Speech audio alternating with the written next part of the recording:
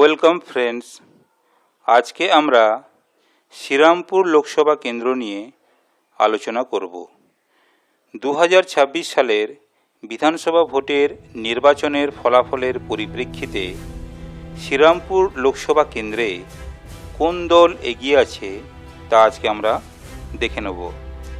শ্রীরামপুর লোকসভা কেন্দ্রে 7টি বিধানসভা কেন্দ্র আছে। এই 7টি বিধানসভা কেন্দ্রগুলি হল জগৎবল্লভপুর, ডোমজুর, উত্তরপাড়া, শ্রীরামপুর, চামদানি, চণ্ডীতলা এবং জঙ্গিপাড়া। এই 7টি বিধানসভা কেন্দ্রের মধ্যে বিজেপি জয়লাভ করেছে 5টি বিধানসভা কেন্দ্র এবং টিএমসি জয়লাভ করেছে 2টি বিধানসভা কেন্দ্র।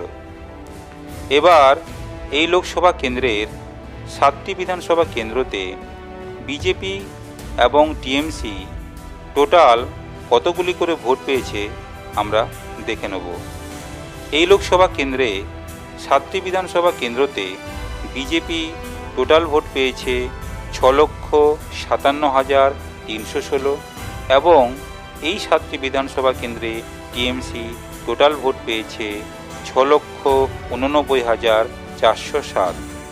ব্যবধান 32,091।